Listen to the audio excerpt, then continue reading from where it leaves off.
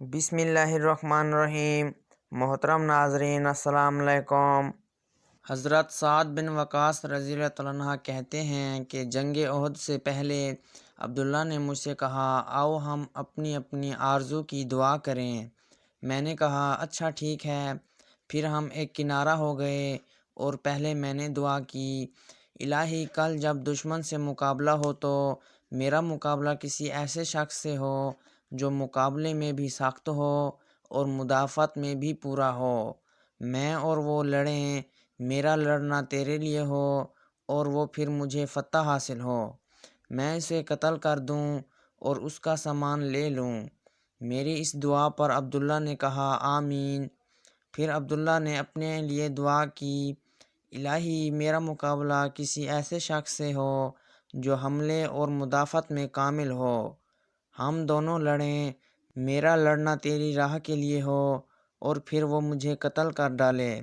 اور پھر جب میں تیرے سامنے حاضر ہوں اور آپ مجھ سے پوچھیں اے عبداللہ تجھے کیوں قتل کیا گیا، میں جواب میں کہوں اے الہی تیری راہ میں، تیرے رسول صلی اللہ علیہ وسلم کی راہ میں، تب تو فرمائے ہاں تو سچ کہتا ہے۔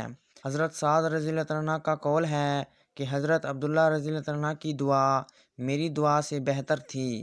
ناظرین آپ نے دیکھا اس صحابی کی دعا مانگنے کا طریقہ، ہم لوگ کس طرح لالچ میں دعا مانگتے ہیں۔ ان صحابہ نے ہمیں یہ بات بتائی ہے کہ اللہ تعالیٰ کی راہ میں ہر چیز قربان کر دی جائے۔ اسی طرح میدان احد میں جنگیں جاری تھیں اور لاشیں خوار خون میں تڑپ رہی تھیں۔ عالم یہ تھا کہ بڑے بڑے صحابی جلیل القدر حملہ کار نہ لا کر پیچھے ہٹ رہے تھے اور میدان خالی ہو رہا تھا۔ حضرت انس بن نضر میدان میں کھڑے یہ کہہ رہے تھے، خدایا میں مسلمانوں کی فراز کی معذرت تیری بارگاہ میں کرتا ہوں، کفار کی اس سرکشی اور ادوال سے برات کرتا ہوں۔ اس کی شمشیر ان کے ہاتھ میں تھی اور اسے لے کر آگے بڑھے۔ سامنے سعد بن معاذ رضی اللہ عنہ ملے، بولے اے سعد سامنے دیکھو جنت ہے، رب کعبہ کی قسم مجھے میدان احد سے جنت کی خوشبو آ رہی ہے۔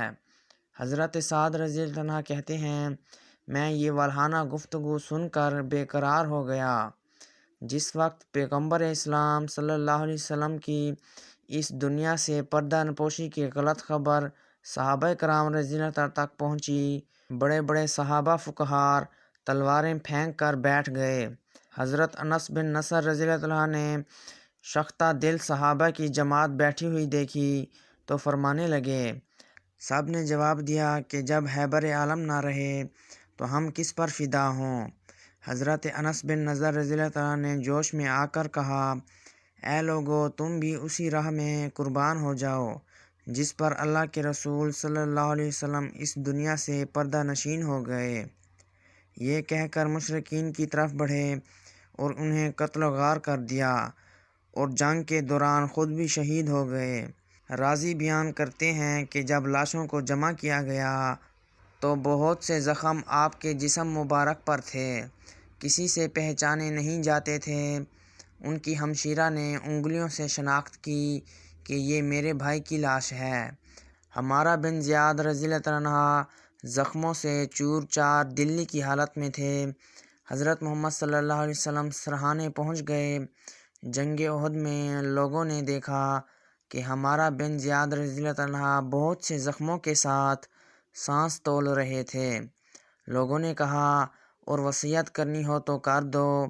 انہوں نے کہا اللہ کے رسول صلی اللہ علیہ وسلم کو میرا سلام پہنچا دینا اور قوم سے کہنا کہ ان کی راہ میں جانیں نثار کرتے رہے۔ اللہ اکبر۔ ناظرین دیکھا کہ کس طرح صحابہ کرام اللہ کے رسول صلی اللہ علیہ وسلم کی راہ میں جانیں نثار کرتے رہے اور ہم ایک 5 وقت کی نماز پڑھنے سے قاصر ہیں۔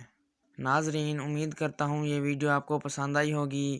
اگر ویڈیو اچھی لگی ہو تو ویڈیو کو لائک کریں، چینل کو سبسکرائب کریں، ساتھ میں دیے گئے گھنٹی کے نشان کو دبانا ہرگز نہ بھولیں تاکہ مزید ایسے واقعات والی ویڈیو کا نوٹیفیکیشن جلد از جلد آپ تک پہنچ سکے۔